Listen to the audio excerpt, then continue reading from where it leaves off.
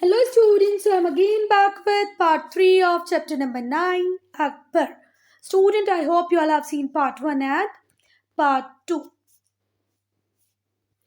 Till here we have completed everything in part 2. We'll start part 3 with Akbar's religious policy. अब हम लोग देखेंगे कि अकबर की religious policy कैसी थी. अब हम बात करेंगे बेटा अकबर की रिलीजियस पॉलिसी की, धर्म के लिए कैसी पॉलिसी थी अकबर की. तो अकबर की बेटा बहुत डिज़ायर थी, बहुत इच्छा थी कि वो सारे डाइवर्स रेसेस को, जितनी भी इंडिया में डाइवर्स रेसेस हैं, उन सबको यूनाइट कर दे, है ना. Akbar's great desire was to unite the diverse races in India into one nation. एक नेशन के अंदर सारे के सारे जितने भी रेसेस हैं, रिलीजन है, वो सब एक हो जाए, ऐसी अकबर की इच्छा थी. Where every one would enjoy equal status, जहाँ पर हर धर्म का, हर व्यक्ति का इक्वल स्टेटस हो. इसके लिए उसने कुछ पॉलिसीज भी लेके आए, जिससे उसने इस्लामिक मुगल स्टेट को कोशिश की कि वो सेक्युलर वन में कन्वर्ट कर सके. he adopted certain policies to transform the Islamic Mughal state into secular one. बहुत सारे ऐसे प्रयास किए जिससे कि जो इस्लामिक मुगल स्टेट है वो काय में कन्वर्ट कर जाए सेक्युलर वन में. थ्रू आउट हिज रीन, पूरे टाइम जब भी अकबर ने रूल किया, अकबर ने रिलीजियस टॉलरेंस की पॉलिसी को ही फॉलो किया है. ठीक है. अकबर ने अपने आप को कभी भी इस्लामिक इंडिया को कभी भी इस्लामिक मुगल स्टेट बनाने की कोशिश नहीं की. उसने हमेशा इंडिया को सेक्युलर रखा. उसने रिलीजियस टॉलरेंस की बात की और लोगों को जीता है through respect, through affection.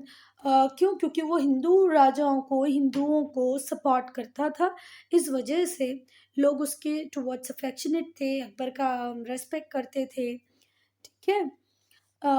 In general and the Rajput in particular, generally ये सारे हिंदूज का, राजपूतों का तो करता ही था. अकबर ने जजिया टैक्स जो था उसको एबलिश कर दिया. ये एक पिलग्रिम टैक्स था, मतलब तीर्थ यात्रा पे जाने के लिए लगता था.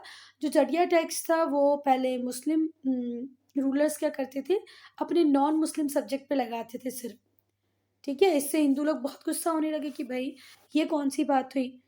The pilgrim tax has been impose by earlier rulers on Hindu visiting places of pilgrimage. तो पहले के जो राजा थे उन्होंने किसके ऊपर लगा दिया, हिंदू पिलग्रिमेज, हिंदू तीर्थ यात्रियों के ऊपर लगाया कि अगर आप तीर्थ यात्रा पे जाएंगे तो हमें टैक्स देंगे. इस टैक्स को ख़त्म किया, एबोलिश किया किसने, अकबर ने. अकबर ने कहा हिंदू जाए तो कोई प्रॉब्लम नहीं, मुस्लिम जाए तो भी कोई प्रॉब्लम नहीं. अगर आप अपने तीर्थ स्थान पे जा रहे हैं, भगवान के पास जा रहे हैं भाई, पूजा वूजा करने, तो कोई प्रॉब्लम नहीं, आपको कोई टैक्स नहीं देना है. तो जजिया एबलिश करने वाले थे कौन, हमारे अकबर. ये क्या था, पिलग्रिमेज, पिलग्रिम टैक्स. हिंदू को अलाउ किया कि भाई तुम टेंपल बना लो, अपने फेस्टिवल को सेलिब्रेट करो, अपने भगवान को फ्रीली वर्शिप करो. अकबर को इससे कोई प्रॉब्लम नहीं है. Akbar married Rajput princess. अकबर ने खुद राजपूत प्रिंसेस से शादी की, एक राजपूत राजकुमारी से शादी की. और उनकी बाई, जिनको कुछ बुक्स बोलती हैं जोधा बाई थी, कुछ बुक बोलती हैं वो हरका बाई थी. अब इतना हिस्ट्री, कई कई बुक्स में आपको जोधा मिलेगा, कहीं हरका मिलेगा, तो देख लेना. तो उनकी जो वाइफ थी राजपूत बाई हरका बाई, राजपूत वाइफ हरका बाई या जोधा बाई, उनको बिल्कुल फ्रीडम दी उन्होंने कि चलो आप अपने फेस्टिवल को सेलिब्रेट कर लो, भले वो होली हो या दिवाली हो. इवन जो हरका बाई थी, इन्होंने तो एक मंदिर भी बना रखा था छोटा सा श्री कृष्ण का, अपने महल में जहाँ वो रहती थी, जिस रूम में रहती थी, वहीं उन्होंने मंदिर भी बना रखा था. उसने बहुत हाई पोजीशन दी टैलेंटेड कॉम्पिटेंट हिंदूज को. उसको ये प्रॉब्लम ही नहीं थी कि भाई आप मुस्लिम हो या मुझे, मैं कंट्री को पूरा मुस्लिम कंट्री बना दूँ. नो. उसको जो भी टैलेंटेड व्यक्ति मिला, भले वो हिंदू हो या कोई और हो, उसने सबको हाईएस्ट पोस्ट दी. अब कुछ हिंदूज जो बेसिकली बहुत टैलेंटेड थे और कॉम्पिटेंट थे, जिनको उसने हाईएस्ट पोजीशन दी, वो थे टोडरमल, बीरबल, राजा भगवान दास. राजा भगवान दास, बीरबल, टोडरमल. बीरबल उनके ट्रस्टेड कंपेनियन भी रहे और फ्रेंड भी रहे. उन पे बहुत विश्वास था, दोस्त थे उनके और एक अच्छे फ्रेंड भी थे, है ना. साथी थे, फ्रेंड थे. कौन? बीरबल.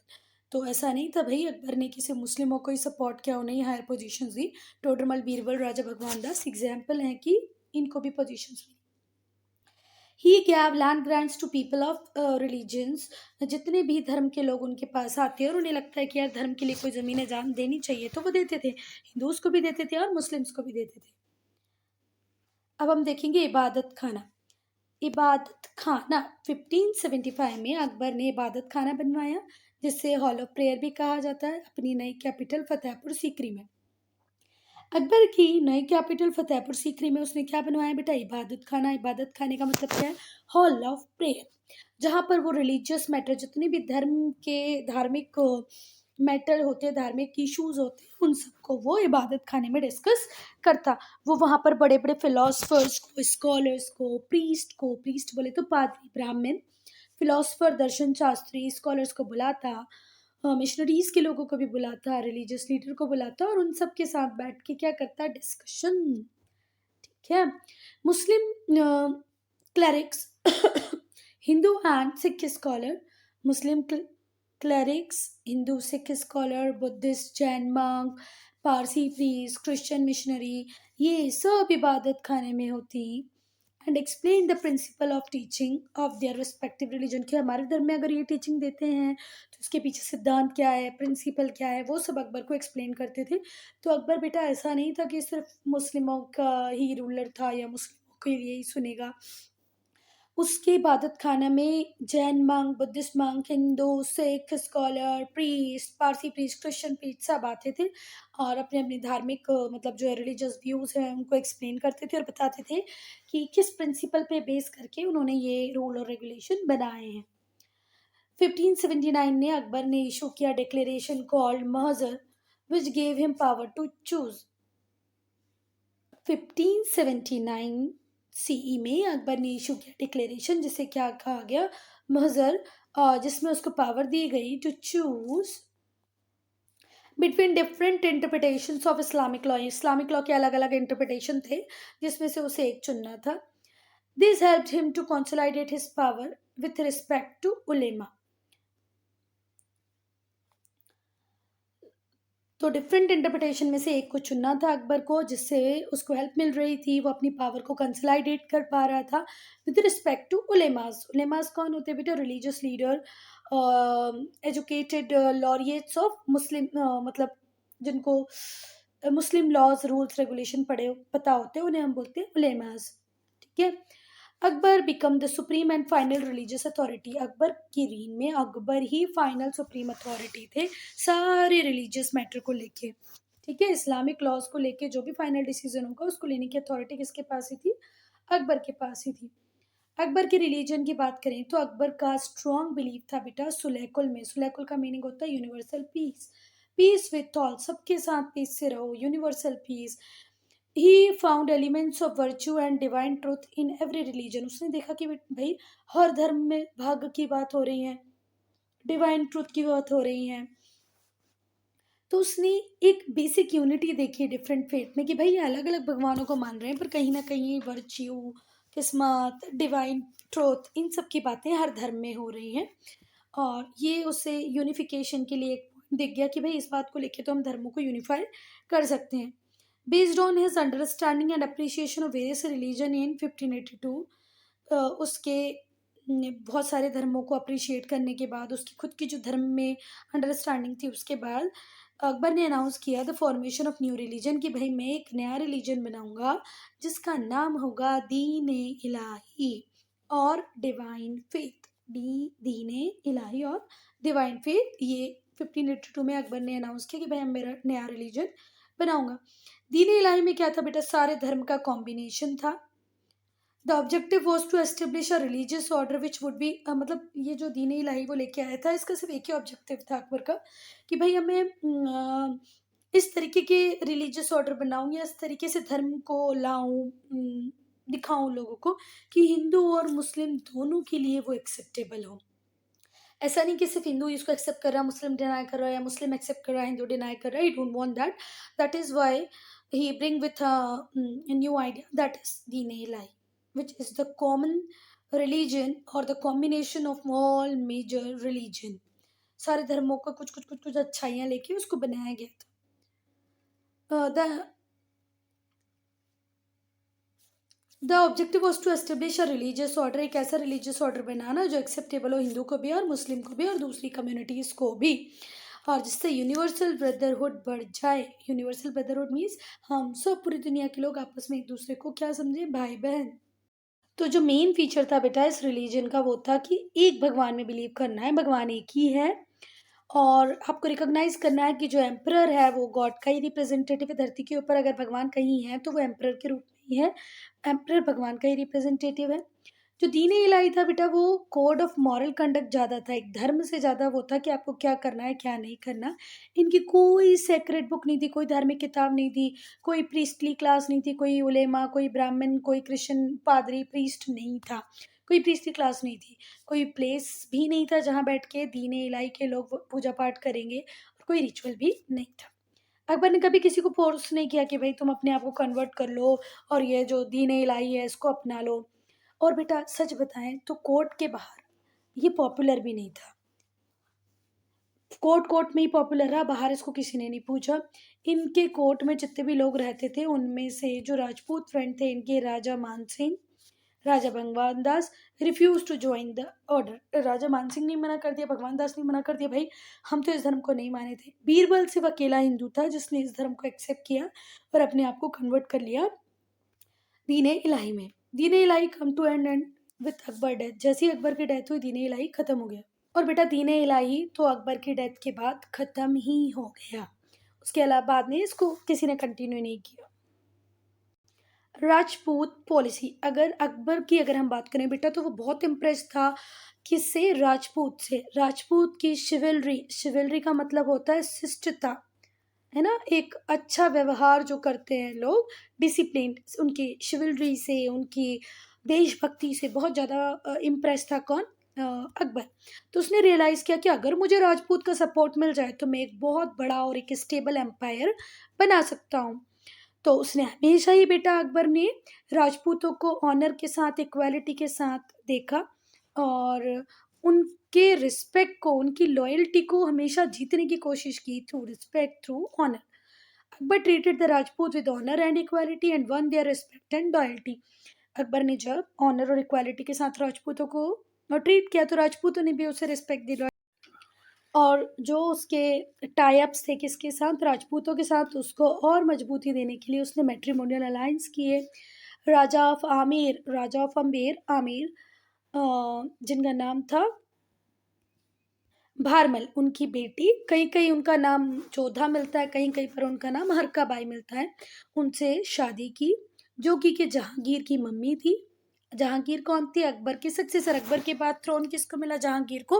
तो जो जहांगीर की मम्मी थी वो हरकाबाई या जोधाबाई ही थी, जो कहाँ से थी, आमेर से थी, एक राजपूत प्रिंसेस थी।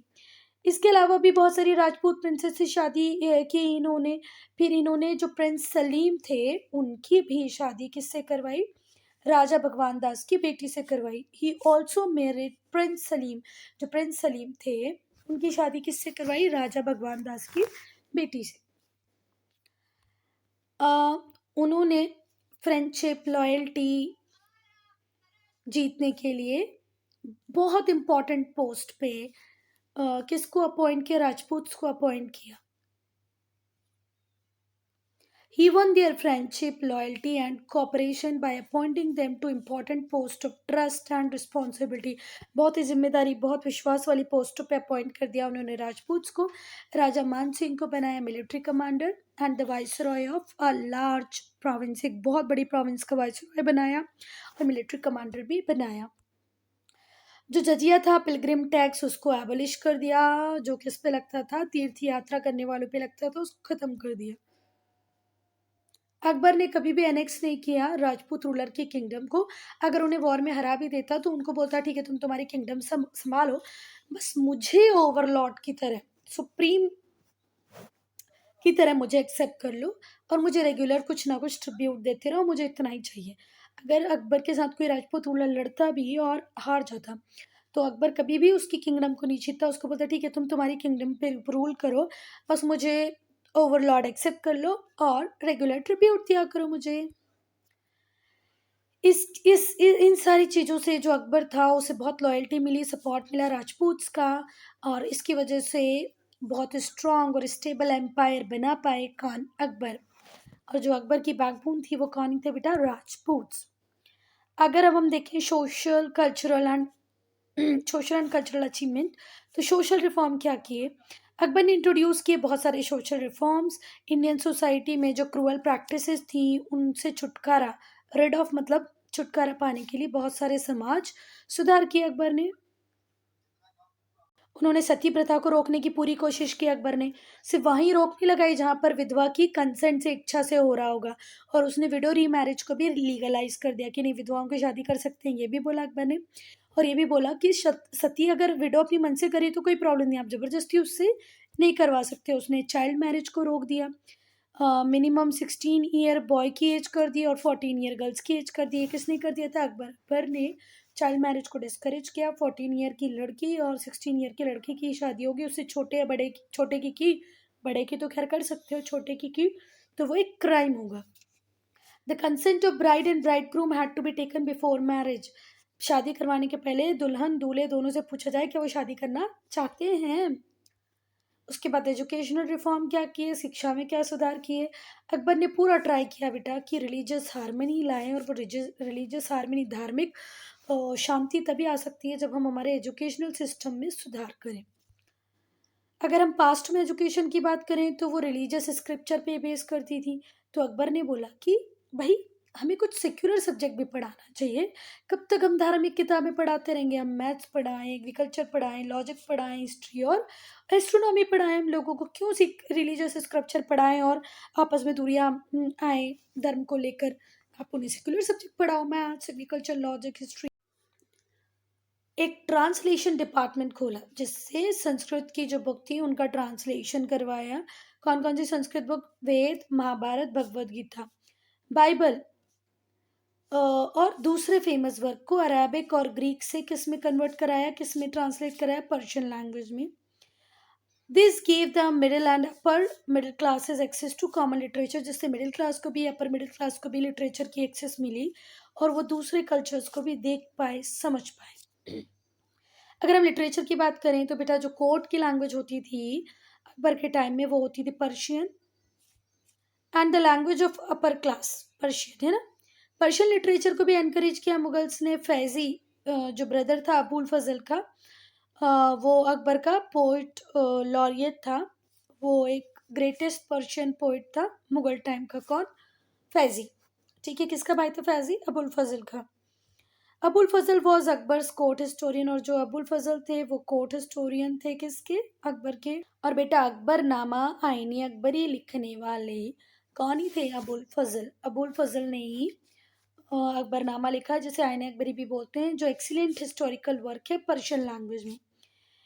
हिंदी भी मुगल कोर्ट में यूज होती थी। बीरबल वॉज मेड हिंदी कविराज, और हिंदी कविराज किसे कहा गया? बीरबल को। भाई बीरबल थे पोएट लॉरिएट, अकबर के कोर्ट के पोएट लॉरिएट कौन ही थे? बीरबल। जो रामचरितमानस थी उसको तुलसीदास ने लिखा। The greatest Hindi author of those time, उस टाइम के एक और महान राइटर हुए तुलसीदास, जिन्होंने किसको लिख दिया बेटा? रामचरितमानस को। अकबर खुद इलिटरेट थे and he had insatiable hunger for knowledge, पर उनकी नॉलेज के टुवर्ड्स इतनी बड़ी भूख थी जिसको कभी सेटिस्फाई नहीं किया गया।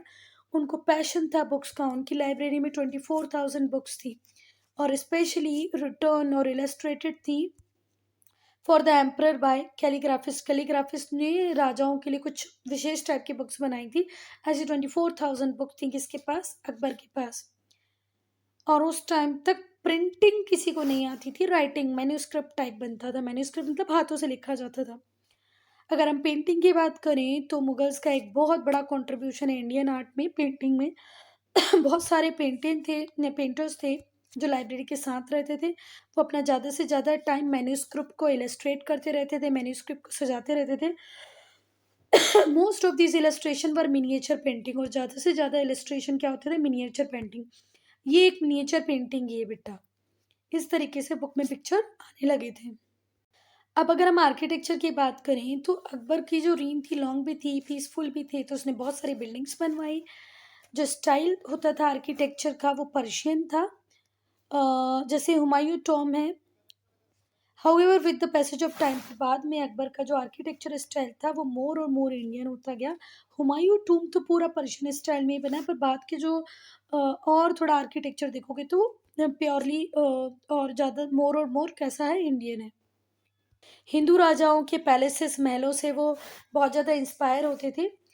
Akbar later building reflect Rajputana tradition, और बाद में जब अकबर ने जो बिल्डिंगें बनवाई उसमें राजपूताना ट्रेडिशन दिखता था। फतेहपुर सीकरी, जो फतेहपुर सीकरी है जो अकबर की नई कैपिटल थी, उसमें बहुत सारी इंटरेस्टिंग राजपूत स्टाइल की बिल्डिंग है जो कि सैंड स्टोन से बनी हुई है। उससे it is refer to as dream in stone, sandstone को क्या कहा गया है, dream in stone. Among the many fine buildings, जो फाइन बिल्डिंग्स है उसमें एक है दीवाने खास, पंचमहल, जोधाबाई पैलेस। हाँ तो बेटा आप हरकाबाई पे नहीं जाएंगे, आप किस पे जाएंगे, जोधाबाई पे जाएंगे, क्योंकि आपकी बुक ने अब प्रूव कर दिया है कि जो अकबर की वाइफ है वो कौन ही है, जोधाबाई। तो ठीक है, आप वो हरकाबाई को वहां से कैंसिल कर दे, सिर्फ किसको टिक करेंगे, जोधाबाई को, है ना। तो जो बात है वो ध्यान रखने की वो है कि जो फतेहपुर सीकरी में मेन मेन बिल्डिंग बनी उसमें एक है दीवाने खास, Panchmahal, Jodha Bai palace, Buland Darwaza. They had square pillar, square pillars होते हैं, बालकनीज होती हैं, डेलिकेट स्टोन की स्क्रीन्स बनी होती हैं, जहाँ पर जो लेडीज होती हैं हरम की,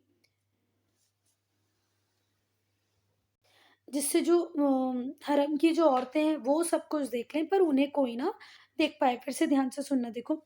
दे हैड स्क्वायर पिलर्स, वहाँ पर स्क्वायर पिलर्स थे, बालकनीज थी, डेलिकेट स्टोन की स्क्रीन बनी हुई थी, through which ladies of the हरम कुड सी, लेडीज जो हरम में रहती थी वो देख सकती थी, but could not be seen, पर उन्हें कोई नहीं देख सकता था। जो फेमस आगरा का फोर्ट था वो बना हुआ है रेड सैंडस्टोन से।